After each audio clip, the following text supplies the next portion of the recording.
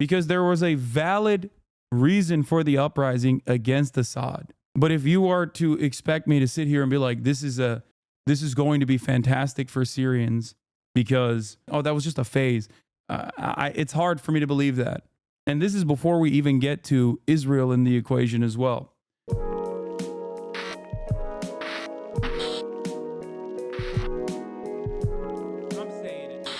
Let's start with Syria. Syrian rebel forces have seized Damascus as the Assad regime topples. Now, this is a really interesting and, dare I say, complex situation. The morality of Assad is not complex. Assad is a brutal tyrant and also, a dog shit statesman in general. Can't speak for his, acumen in eye surgery. But as far as the rulership over Syria goes, not a good guy, okay? This is something that I've talked about, especially as of late, quite a bit. Having said that, however, I analyze it in a way that is not dissimilar in many respects to Saddam Hussein, because there are plenty of people. Syria is a very diverse country. There are plenty of people who have been destroyed by the brutality of the Assad regime. This much is true. But the destabilization of Syria still, at the end of the day, benefits the United States of America. Okay? And we will talk in depth about all the parties involved today. I have already covered it. I have given you a little briefer, but it's a situation where it's literally like neither side is good, with the exception, I guess, of the Kurdish groups in the region. But even the Kurdish groups that are good in the region are still directly funded and trained by America. So even good groups can still be used as a weapon by the American State Department. But let's get started. In his dynastic heartland and putative holdout on the Mediterranean coast, where they ride a statue of his father through the streets. In Hama, seized in the Assad era, or Thursday, where a reporter sheds his protective vest to embody the emergence of a new Syria. Anyone who thinks Syria is free now is delusional. Israel's already invaded and bombed parts of southern Syria, the Greater Israel Project. Don't worry, we'll talk about it. I'm going to get industrial oppression, being freed, being told to say God is great, not to worry about possessions, about ID cards, about where to go and how. Another prison, the same story. He says, there's no state anymore, sister. Damn the state, it's fallen. Come down, come on.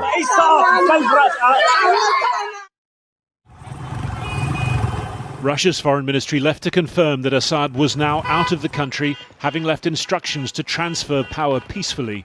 Assad's prime minister saying he will stay in Syria to hand over government functions to a transitional administration. But for now, real power rests with this man, Abu Muhammad al-Jalani, leader of the Islamist HTS forces, listed as terrorists by many countries, that spearheaded the regime's collapse. For days... he got a copy of... he got a copy of Why Nations Fail from Acemoglu, the Turkish MIT guy, and he got woke. He read one copy of Why Nations Fail, and he was like, we got to protect these institutions. Oh. He's been talking in terms of moderation, of safeguards for minorities. Inside Damascus's Umayyad Mosque, a message of victory for Sunni Islam. This is a new victory, my brothers, for the entire Islamic nation. Victory, my brothers, marks a new chapter in the region's history. We have avoided the dangers of leaving Syria. Overall, is this a positive or negative? I'm gonna keep it a $150 with you. Okay, it is a very weird situation, and I don't think it will overall be positive. We'll see. But because Assad is so bad, like, there are a shit ton of people, especially of Sunni background, that are going to be celebrating this, understandably. Okay, there are no. I'll go so far as to say there are no clear winners in this, especially for the Syrian population, other than Recep Tayyip Erdogan. Okay, and it's really interesting to think about, because a lot of people falsely have said, I am a neo-Ottomanist, Turkish feudal warlord that wants to restore the glory of the Ottoman Caliphate. And if that was the case, then this would be the number one moment where I'm literally aligned with American State Department interests, and I could just freely talk about how incredible Erdogan is as a statesman, okay? Because guess what? He did the damn thing. He did.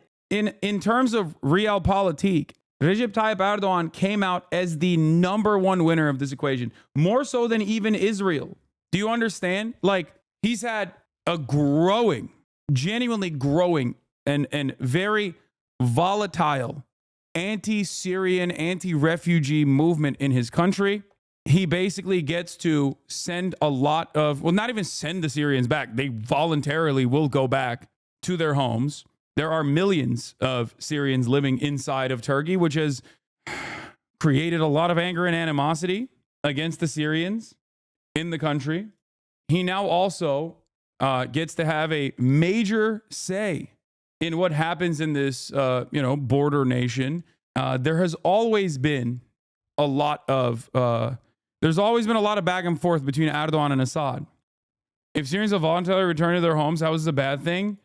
Oh, no, I'm not saying it's a bad thing. I think it's, look, no one should be forced out of their homes by a brutal regime, okay? That's why I'm saying that just like every other real movement during the Arab Spring, the Syrian revolutionary forces did not start at an incorrect starting point. There was a very valid reason for people to rise up against the Assad regime. But, as is the case globally, very quickly, I think other regional operatives, whether it be Russia that came to defend Syria, whether it be Iran that came to defend the Syrian regime, or whether it be America and America's obviously number one ally in the region, Turkey, and also Israel, that took advantage of the instability and used it to shove their own actors into the equation to suit their own interests. It will, however, never not be funny to me, someone growing up in the United States of America now for the past 10 years, to see a former Al-Qaeda leader get this much positive coverage.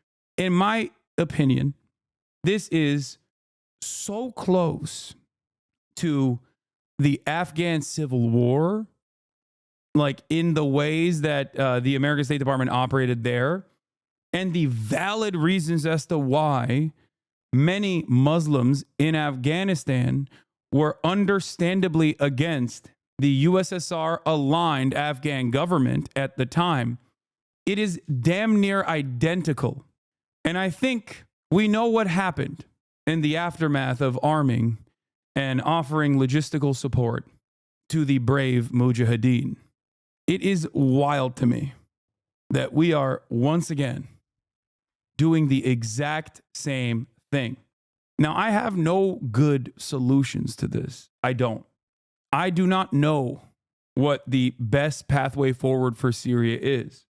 But the only thing I will say is that it is understandable that the Syrians that were victim to the brutalities of the Assad regime are celebrating. Having said that, those who have quote unquote liberated Syria from the throes of Assad's brutal regime are unfortunately not great either. Türkiye is the difference here. Her şey Amerikan gücü dahilinde değil. Kardeşim, NATO ülkesi, yapma etme. Saçmalamayın arkadaşlar. Nükleer füzesi var Amerika'nın. Yapmayın etmeyin ya. İncirlik'te Amerikan nükleer füzeleri var. Saçmalıyorsunuz eğer Amerika git orada ne yapacaksan yap demeden Türkiye hiçbir bok yapamaz. Yapmayın etmeyin. Allah Allah. Saçmalık yani. Dönüp de diyorsunuz ki bir yandan da Kürtlere veriyorlar ama silah. Tamam. Ondan sonra Türkiye geri gidiyor. Vuruyor Kürtleri. Amerika hiç bakmıyor bile. Neden bakmıyor? Çünkü sikinde değil. Çünkü Türkiye NATO. Türkiye NATO'nun ikinci en büyük ordusu. Saçmalamayın. Yani Erdoğan her gün çıkar der ki İsrail'in amına koyayım. İsrail'in amına koyayım. İsrail orospu çocukları desin. Ne yapıyor ondan sonra? Bakü'den göndermiyorlar mesela yine petrolü. Türkiye üzerinden göndermiyorlar mı petrolü İsrail'e? Gönderiyorlar. Neden? Yıllar boyunca Erdoğan Mavi Marmara'dan sonra anasını sikeyim İsrail'in falan dedi. Ne yaptılar? Bunu dediler. Ondan sonra ne yaptı? İsrail'in pilotları yine gelip NATO üslerinde çalışmadılar mı? Çalıştılar. Eğitimlerini orada aldılar. Anyway. Are you also very concerned about Turkey taking its influence over the victorious rebel factions and turning them against the Kurds? I think either it's going to be a Balkanization that is still pieced up by the Western forces.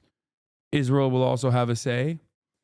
I don't suspect Turkey like just straightforwardly pummeling the Kurdish groups in the region. And if they do, that will still be at the behest of America. We shall see. Syria as a playground for Iranian ambitions, spreading sectarianism and corruption. The Assad family's home, the vast presidential palace, now a site for a sort of revolutionary tourism, an opportunity to reclaim some of the regime's ill-gotten gains. Victory to Syria. Syria remains and Assad is in hell, in the dustbin of history. But for millions of Syria's displaced, it's their own homes they're desperate to reclaim. So often these roads have been clogged with those fleeing to safety. Now the polarity has been reversed, hope embodied in a traffic jam.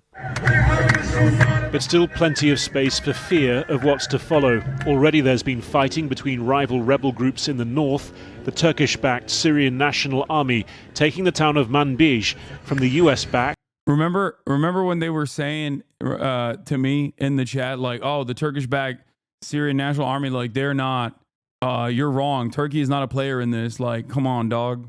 It's about to get, in my opinion, it's about to get more somehow.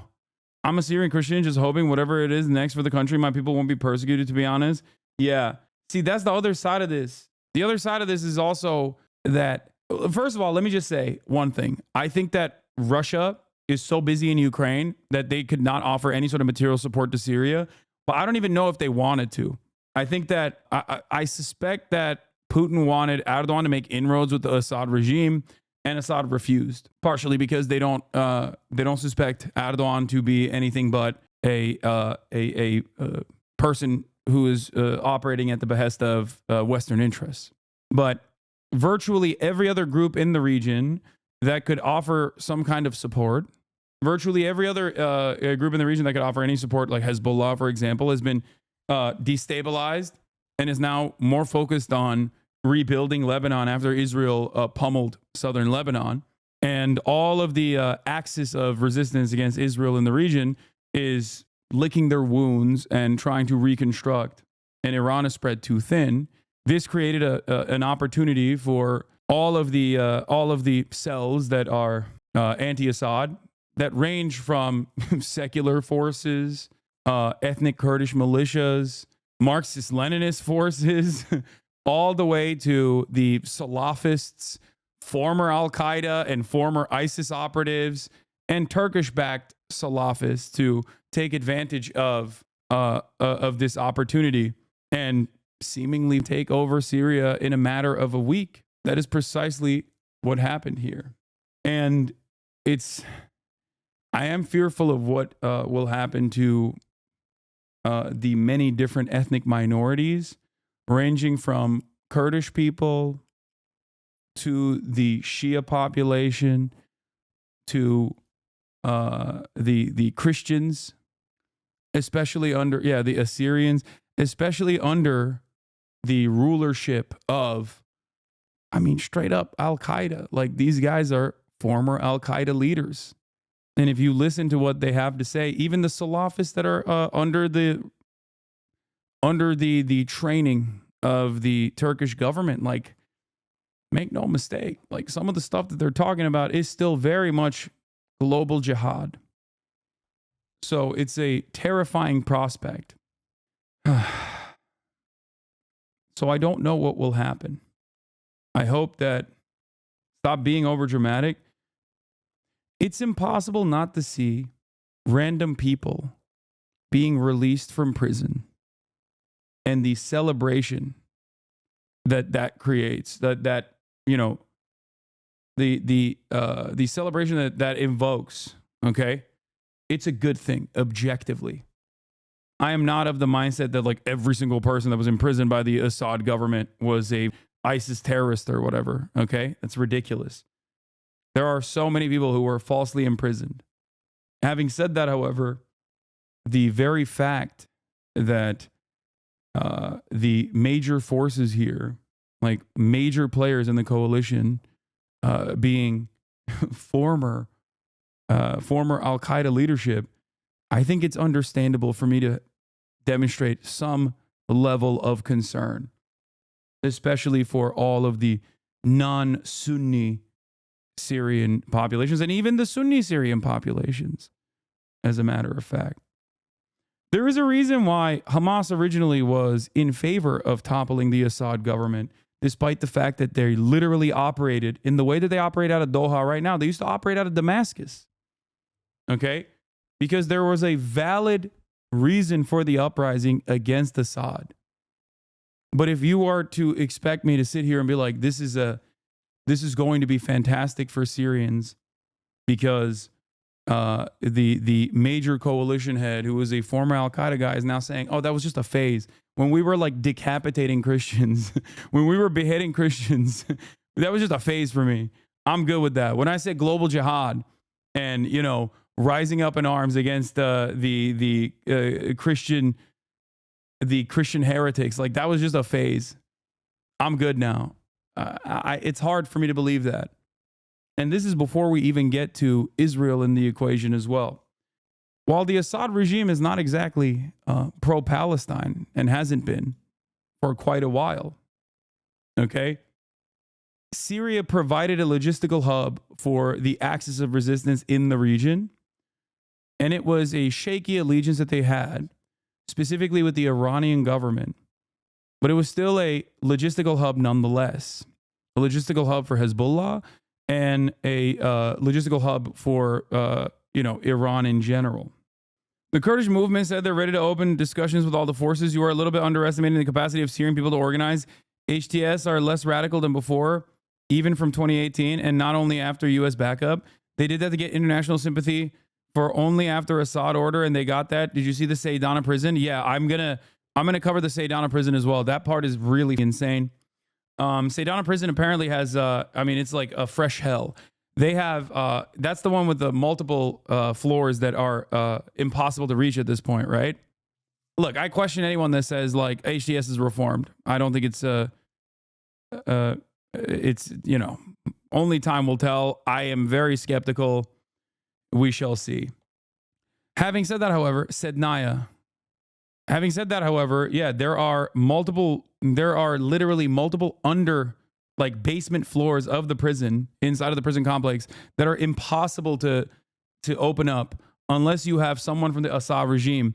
Syria, mind-blowing figure circulating about the Saydnaya prison in Damascus. The complex was believed to have up to 20,000 detainees, but the red building itself, photo, is said to have more than double. Some levels still haven't been reached. There are several floors under the Saydnaya prison which couldn't be reached so far due to the special unique security mechanisms. This is the red building. It's the section dedicated to civilians arrested by Assad's regime since 2011. There are motherfuckers who left the prison who thought that the former Assad was still in charge. Like, they just don't know what the is going on. After over 10 hours of work, the doors of the red prison of Saydnaya are finally broken. New waves of detainees are being liberated. The man filming, looking for his family while documenting this. How could we believe this is happening? Yeah, there were prisoners who have been in there for so long, they thought they were being liberated by Saddam's army. Like, it's insane. I think it's important to note that the Turkish HTS is different from the Syrian Free Army, which captured Damascus. The latter is directly funded by America, whereas the former is indirectly through Turkey. Bottom line is they are distinct groups, and history suggests infighting may occur when there's a vacuum, so I don't think this spells the end of the Civil War. Yeah, I don't think so either. Rarely ever do you have so much sectarian infighting amongst groups that are also directly being funded on either directly or indirectly through a regional ally like Turkey, still funded by, the American State Department. Bazı tutukların akıllı telefonun ne olduğunu bilmeye belirtiliyor. They're saying that detainees don't even know what a smartphone is. Like, it's crazy. 8 years ago, Amnesty reported that prisoners were being left without food for days, sometimes even weeks. People are tortured and beaten for hours without breaks, sometimes every single day. Many die and are left to rot in crowded cells while others are alive with diseases spreading. I think there's like a child that was born in the prison or some shit too. It was like insane. I mean, I don't know. This is like, some of it is fog of war stuff. But I mean, it is a fresh hell for sure. And it's impossible not to, look at these images and think, this is a bad thing. It is a good thing. Out, you're free, out. Bashar al-Assad has fallen. I need my ID. You don't need ID. The checkpoints are gone. I'm from Homs. He's liberated too. Then on men's level, what about the women? The women are out. Don't worry. The son of a bitch is gone. Yeah, I mean, not to lighten the mood at all and make this silly, but yeah, it is like impelled down. I mean, it's a fresh hell, literally. We'll look at what Sina Tusi had to say about this. But yeah, I am not an Assadist, and all memes aside about talking about the line of Damascus or whatever. It's silly shit that people. I think being an Assadist is like being someone who's pro-Putin, where it's just campish shit overall. Having said that, however, I am still very skeptical over what will happen in Syria, because it's not like I'm pro-America or pro-Turkey either in the region. And I fear that the Syrian people will still continue to suffer, and there will most likely still be a lot of ethnic strife and a lot of infighting. And Kurdish-led Syrian Democratic Forces. And while Kurds further east celebrate stunning gains over Assad and Iranian-backed forces, fears here about the potential for ISIS to gain ground. We will also continue to maintain our presence in eastern Syria, which is solely to ensure the enduring defeat of ISIS and has nothing to do with other aspects of this conflict. And rebel forces have entered Tartus, home to one of Russia's 2 Syrian naval bases. What now for Moscow's foothold on the Mediterranean? What now for the many regime loyalists here fearing reprisals? From the occupied Golan Heights, Israel's prime minister claiming credit for events in Syria. The result, he says, of blows dealt to Hezbollah and Iran. Israel sending forces. Reddit has gone full pro HTS because of Putin is wild to see, man. Yeah, it's especially wild to see because, like, the guys that, like, HTS represents exactly the type of dudes that the average American thinks is, like, the jihadists. Like, all Muslims are like that. HTS is, originally a global jihad organization, or at least, like, the guy is Al-Qaeda. I don't know what else to say. Like, it's so crazy when they when they point to Hamas, like Reddit points to Hamas and says, like, these are Salafist jihadists, like, these are scary guys. And then when there are people who literally have done the, beheadings of Christian people and shit like that, all of a sudden they're like, no, we're with those guys because everybody told us that those guys are good. It's kind of wild how big of a demonstration of the power of manufactured consent is in this story.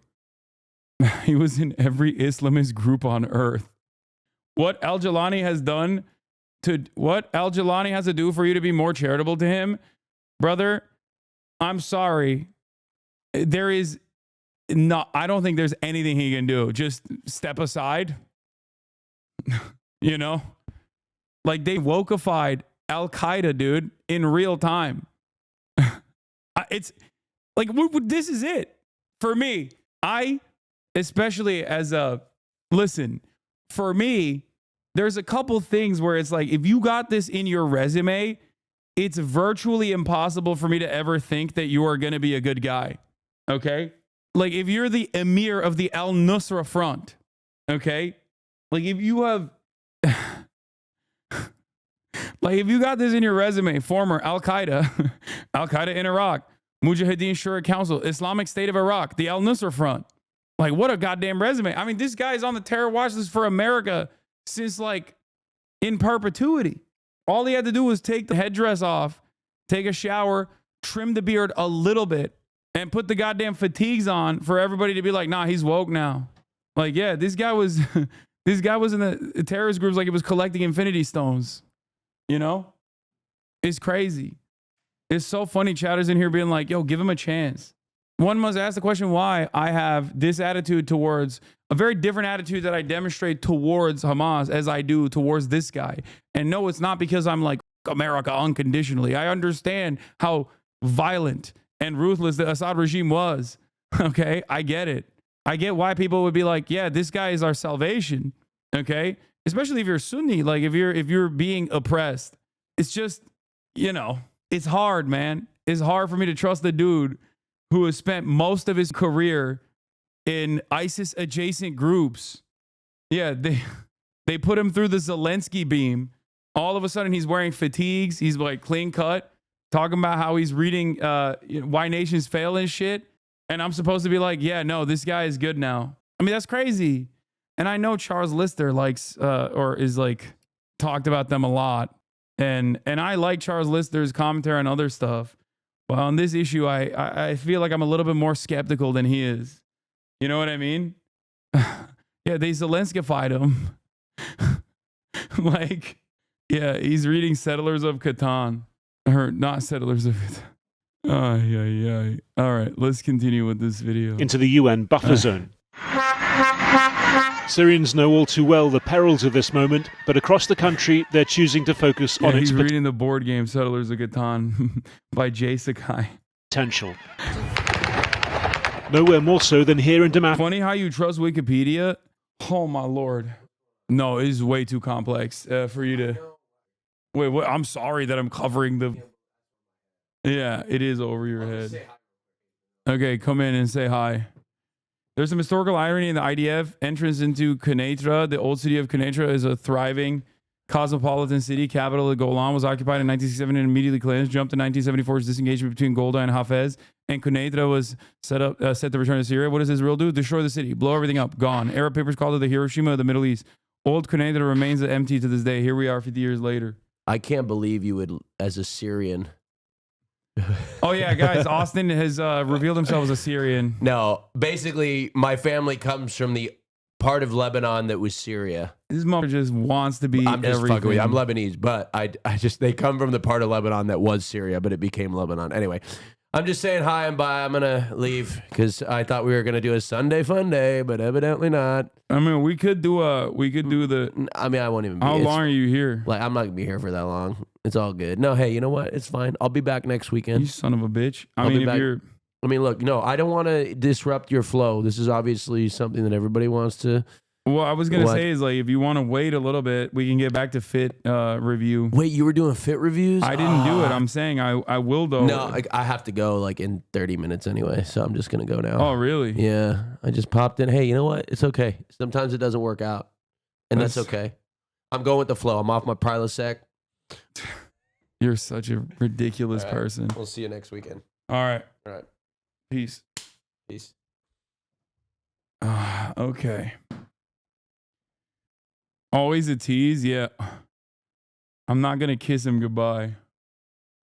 Damascus and a young couple experiencing the revolutionary version of a shotgun wedding.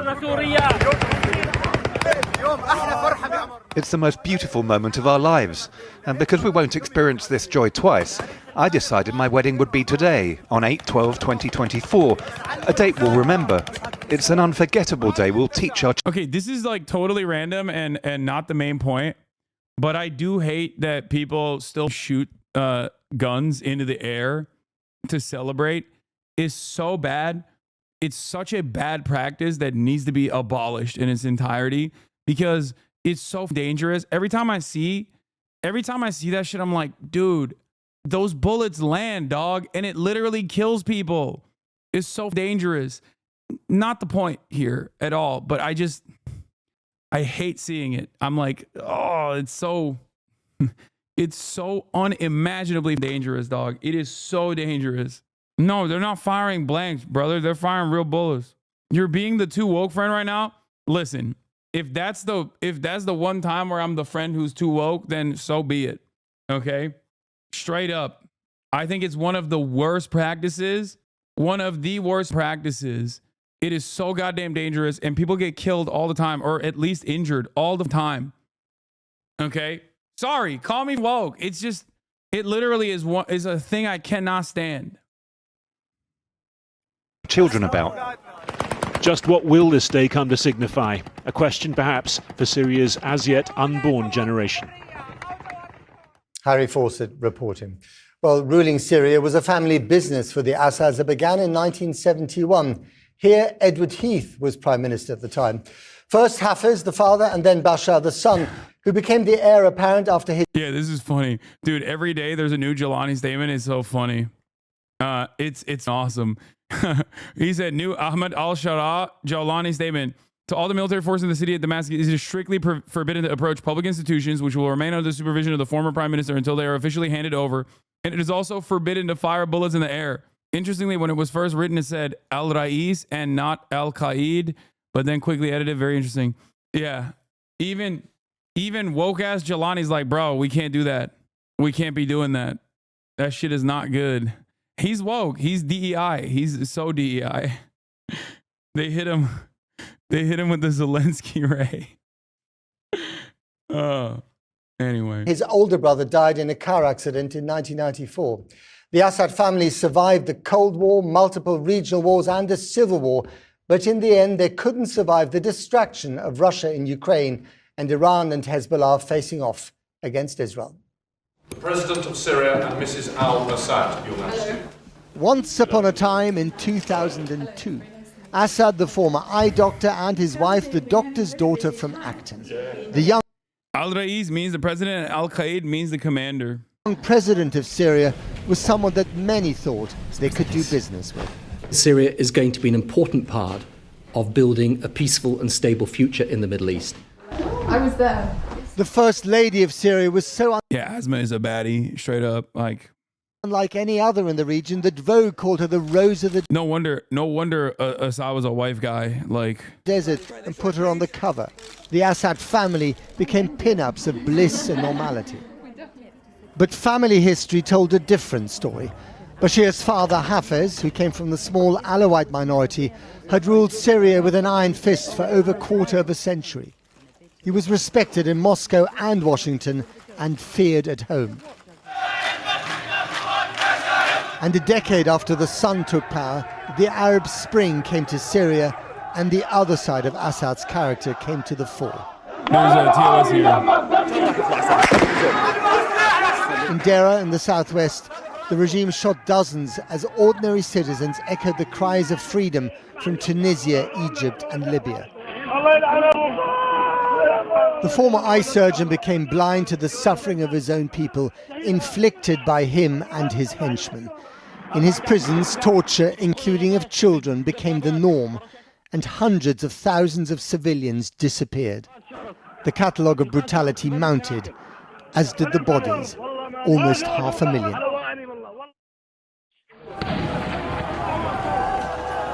Barrel bombs dropped by planes onto residential neighborhoods and hospitals. And in 2018, a chemical attack in Douma that may have killed over 1,000. It was condemned by President Obama, who ended up ignoring his own red lines and stayed on the sidelines. What kept Assad in power... Hillary Clinton probably has the same kill count of Jelani, and you still give her a chance and even a vote. Al-Qaeda can also become tepid neoliberals too, can't they?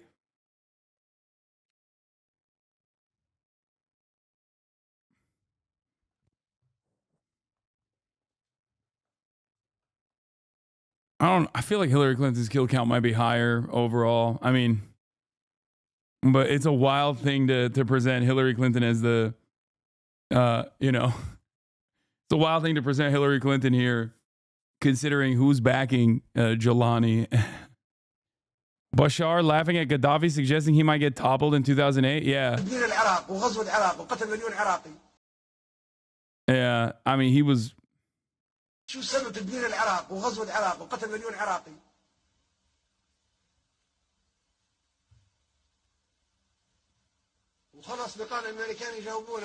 still think you should give Jelani a chance. I'm not going to lie.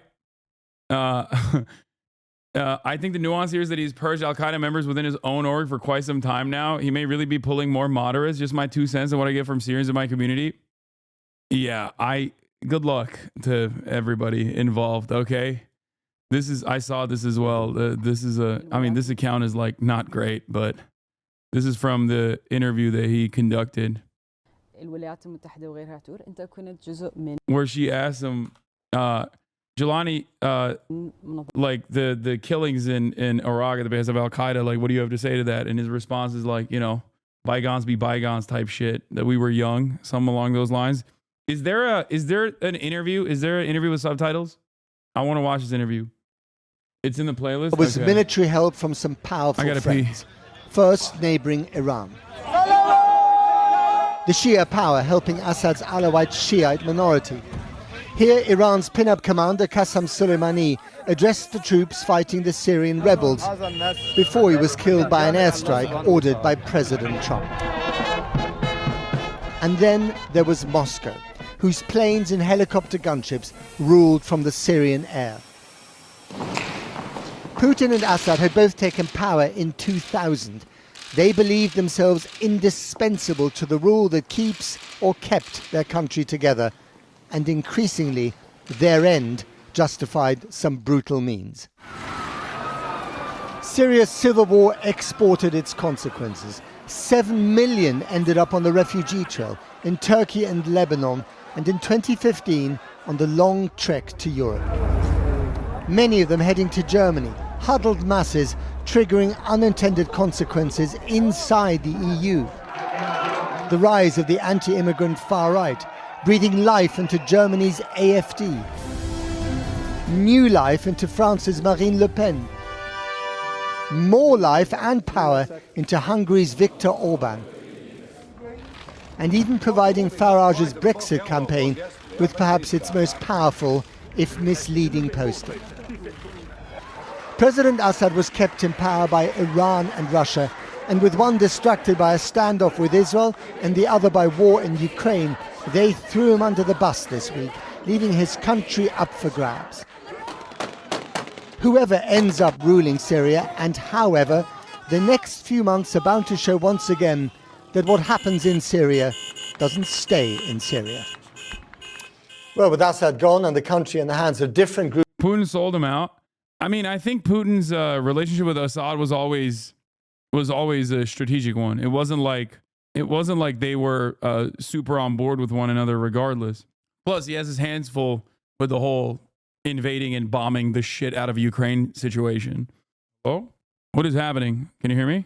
I got muted for a second. Assad is that's not even true. Assad is in Russia. No, I know, but historically speaking, I don't think that Putin was always on board. And not only that, but also just because he's in Russia right now doesn't change that dynamic at all. Like Russia utilizes Syria. It has regional interests. It also wants to. Russia is anti-America at every step, and it uses Syrian naval bases as well. I think Russia had too much focus and resources in Ukraine, and would have spared stuff if he could have saved his air base and naval base in Tartus and Latakia. Yeah. Groups of rebels. What now for the future of Syria? A little earlier, I spoke to the Syrian columnist and foreign policy expert, Dr. Hyde. He's a consulting fellow. Shut the f up. This dude's name is not Hyde. At the think tank Chatham House in London. And I began by asking him if he thought that Assad's downfall was made possible by his allies being distracted with other wars. So if you look at Russia's position, has moved most of its equipment as well as personnel away from Syria because of the war in Ukraine. And it was difficult for them to then allocate the resources needed for Assad to be able to stop opposition fighters. And I think for the Russians, it was sort of their calculations that we have invested all this money and the regime has not been able to fight back, so why would we just go ahead and then repeat the same mistakes again? For Iran, it was a similar situation, especially since Hezbollah, its main arm, not only in the Middle East, but in Syria, which contributed to the protection of the regime for years, is now completely distracted in its own war with Israel. And so what happens now? Because there are so many different rebel forces, from Kurdish separatists to, Islamists of different, levels of extremism that have converged on the big cities. Who's going to actually run the place now? Syrians are celebrating today, I think many are trying to figure out what tomorrow holds. The problem right now is, as you mentioned, you have rebel groups, different ones, not only the ones who started the fight, but then you have local armed groups who then also started their own fights in order to liberate their areas from the regime. This is what complicates the situation. How will then the political opposition that is now entering negotiations with different groups will be able to then establish not only contact but influence over the groups that are controlling the territories on the ground, and who will be able to then determine who will have the biggest say in what the transitioning body would look like. I mean, given the state of the Middle East at the moment, if Syria implodes or becomes chaotic, or there's another kind of civil war that results from this, what are the consequences going to be for the region? Big consequences. You have the most obvious one will be the new flow of refugees to neighboring countries and potentially to Europe and elsewhere. Then you have the security element, then you have clashes maybe not only being contained to Syria, but involving other countries, groups even operating from Syria against other countries or carrying out attacks. Then you have the ISIS sort of threat. The group has been gaining sort of more resources, as well as carrying out more attacks in Syria, and this would create a golden opportunity for the group to be able to just carry out attacks not only in Syria but elsewhere as well. Of course, you know, power is changing, including in Washington. Mr. Trump takes over the end of January. I mean, does he have any impact on this new reality in the Middle East? I think it does. The most obvious one is that most of the influential policymakers in the Biden administration, they have already moved on. They have secured other jobs or in the process of securing other jobs. So there is no one left to really look at what's happening in Syria and then try to play the leadership role that the US has usually played. Finally, and very briefly, is Iran one of the principal backers of the Assad regime? Are they the biggest losers in this, and what consequences will that have for them? I think it's safe to say that Iran will be the biggest loser. It seems that Iran will not be able to secure any of its interest in Syria. If you look at what they have been trying to use Syria for over the past years, is one, to continue to supply Hezbollah with weapons, and no matter who basically rules Damascus, it will be difficult for them to allow that, mainly due to the role that Hezbollah has played in killing Syrians across the country. Is this from Financial Times? Oh, it is. Okay. Financial Times, consistently the best reporting. Straight up. I would say, especially since October 7th, Financial Times has become, I think, the best in terms of its coverage. Iran was done with Bashar al-Assad. It seems like there isn't any love lost. One Iranian insider accuses the Assad regime of leaking the positions of the Iranian military commanders. The insider said there had been long-standing frustration with Assad and Tehran for more. Yeah, I mean, the thing is, like, I don't think anybody likes Assad. Like, I don't even think Russia likes Assad, even though they're offering him shelter, because there's a use for Assad. They can use him as a bargaining chip. For more than a year, it was clear as time had passed, he had become an obstacle, a liability. Some even called him a betrayer. His inaction cost us dearly, and he aligned himself with regional actors who promised him a future that never materialized. Qatar, Saudi Arabia, Jordan, Egypt, Iraq, Iran, Turkey, and Russia issue a joint statement calling for an end to the military combat in Syria and a political solution. I think they're going for a managed transition. We are coordinating to find a political solution to the crisis in Syria. The meeting of ministers stressed the importance of strengthening joint international efforts to increase humanitarian aid to the Syrian people. At long last, the Assad regime has fallen. The fall of this regime is a fundamental act of justice. It is a moment of historic opportunity for the long-suffering people of Syria to build a better future for their country. It is also a moment of risk and uncertainty. Is al-Qaeda good now? according to the West, excuse me, former Al-Qaeda, reformed. Reformed. He's reformed now. He got hit with a DEI ray. She leaked it. Now, who the fuck is ready to trade some friendship bracelets with me at the last Eras tour show? I don't know what you guys are talking about. What did she leak? DE ISIS.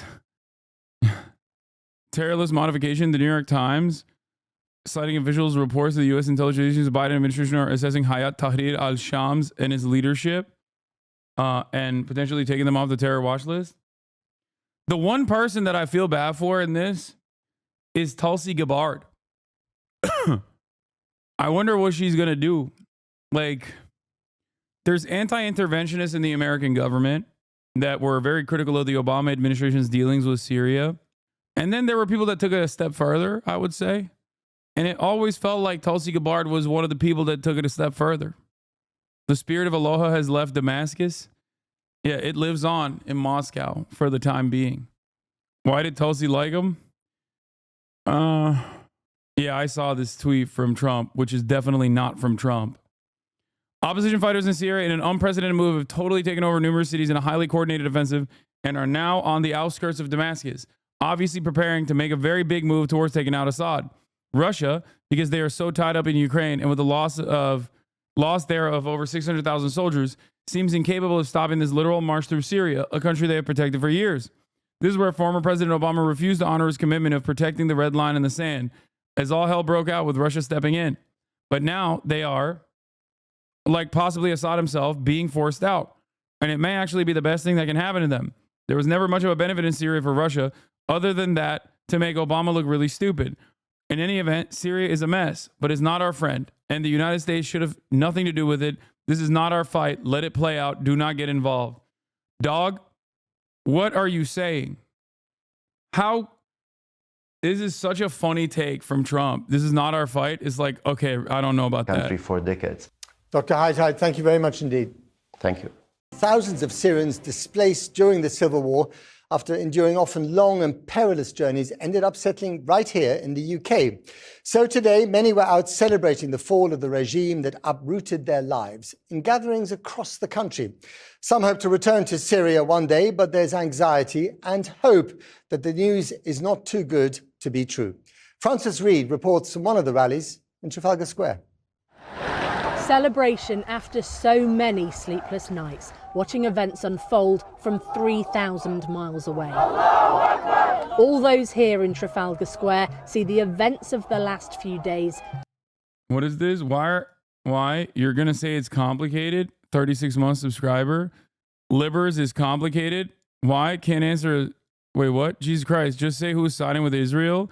Who's supporting Israel and Israel's interest in the region? The rebels or Assad? Well, here's the problem. Okay, I'm going to untime you out. While yes, Assad has provided logistical support to the axis of resistance in the region, something that I openly mentioned, is not exactly, they weren't exactly wonderful allies to the Palestinians in general. Now, there were some personal reasons for why they were not. Historically speaking, they were much more interested in offering not only logistical support, but also directly allowing Hamas to operate inside of Damascus. Having said that, however, two things are still true. Assad was pretty bad at governance and very ruthless, very brutal. And yes, this absolutely benefits Israel. 1,000,000%. Of course it does. We haven't even gotten to that part of the equation yet. Do you think I'm not going to cover the reality that Israel has already made its territorial ambitions and its security concerns known? It's kind of a big deal. And yes, Jelani has said that the West is not our enemy and that Israel is not their enemy either. After all, Israel itself had worked in the past with al-Nusra. So, Senior administration officials briefed reporters on Syria. The SAO called the CENTCOM strike today on ISIS significant, with B-52s, F-15s, and A-10s dropping 140 munitions on 75 different targets in the Badia Desert. Today, there happened to be a broad gathering across a broad area, the official said, describing it as a part of a pattern of strikes against ISIS meetings and training that would continue. Despite rumors to the contrary, the SAO said We did not get any serious outreach from Assad, nor would we have considered it. The official would not say whether the administration planned to lift the foreign terrorist designation on HTS and its leader Abu Mohammed al-Jalani, but suggested the designation was not preventing the U.S. from engaging with the group. We intend to engage with them appropriately, the official said. We have contact with all Syrian groups. The official said the regime's chemical weapons were something we are very focused on. We do have good fidelity on this type of thing. And he said, I would not envision a scenario of U.S. boots on the ground to neutralize the weapons. On Iran, the official described its national security posture in dire terms. The entire Iranian-backed artifice in the region, the bitterness, the weakness, the hollowing out, has completely changed the equation in the Middle East. It has lost its main proxy group, its entire military capacity destroyed. They have no strategic air defense, and they can't produce missiles. But he acknowledged it wasn't clear whether that would push Iran towards diplomacy or a decision to build a nuclear weapon. If they were ever to make a fateful decision towards a nuclear weapon, we will not allow it. The ISIS fight moving forward. There are already clashes between Turkish-backed. So this is the other part that is going to make things interesting. The ISIS fight moving forward. There are already clashes between Turkish-backed HDS and US-backed, mostly Kurdish SDF in Manjib in northwest Syria. Remember how I talked about the both sides being US-backed to varying degrees? It's American-backed forces fighting against other American-backed forces by way of Turkey. And I don't even know if it's the HDS that's fighting. I don't know why they're saying it's the HDS that's fighting. This is the Foreign Affairs and Defense correspondent for PBS. I don't think it's HDS that's fighting the Kurdish SDF. I think it is rather the Turkish-backed forces in the region, the Syrian National Army, the SNA. The SAO said that a handful of senior officials have been speaking to their Turkish counterparts to try and deconflict. Additional fronts opening up, not in anyone's interest. Opposition groups need to work together. Some troops fighting ISIS in Badia were Assad's forces. The SAO said that as they peeled out, SDF filled some of that space. And the U.S. also helped coordinate safe passage of tens of thousands of civilians. Helped coordinate safe passage of tens of thousands of civilians from west to east. Yeah, Pentagon-backed groups versus CIA-backed groups versus Turkish-backed groups. Read NATO American-backed groups. Yeah. Yeah, I was right. SDF commander Mazlum Abdi says they are in contact with HTS and have not clashed with them. So HTS is Al-Qaeda, former Al-Qaeda. I apologize. And I think this reporter is incorrect when he says Turkish-backed HTS and US-backed, mostly Kurdish SDF are fighting. I don't think that that's correct. I think he made a mistake. He meant Turkish-backed SNA. Because, yes, the Turkish-backed forces, the Turkish-backed coalition forces are definitely, they have additional interests in mind. HDS are Islamo-communists, friends with Marxist-Leninist SDF? Yeah. No. You're insane. Okay, dude. Islamo-communists. Yeah, that's why he's reading Why Nations Fail. Yeah, they say no jihad, but class jihad, famously. True zakat would be unnecessary once true zakat would be unnecessary once communism has been established. No jihad, but class jihad. Congrats on winning the bet. Oh, yeah. It's true. As the liberation of Syria. A chance for change and maybe the possibility for those who want to return to do so. Mayar al-Bakr. Oh. Urgent. The Washington Post citing a senior U.S. administration official. We do not rule out removing Hayat Tahrir al-Sham from the terrorist list. Is a political activist who fled Aleppo in 2015 after government forces came knocking on his door. I have a mixed feeling. I didn't sleep for the last 2 days. I was just watching the news every single moment, waiting for this moment. We are in a very historical moment. We have so much hope, we hope for better future for Syria. Then there's Abdul Karim, a neurosurgeon whose 2 little girls were born in exile. We've been really displaced again and again. So my first daughter was born in Turkey, my second daughter was born in London, and I can't believe that at this moment, that we've been waiting for this moment for not only 14 years, I would say for 54 years, Syrians are waiting for this moment. So I really can't describe how I feel, like happiness, optimism, definitely, but really a promise that we will go back to build our country. A new generation hoping to get to know Syria for the first time. I don't remember anything of my country, so being able to see my country for like practically the first time would be like absolutely amazing. I'll get to see all my relatives back home. I'll be like really happy, really excited. Some 20,000 Syrian refugees were resettled in the UK between 20... It's impossible not to feel joyous in this occasion, for sure. I'm just still very worried about what is to come.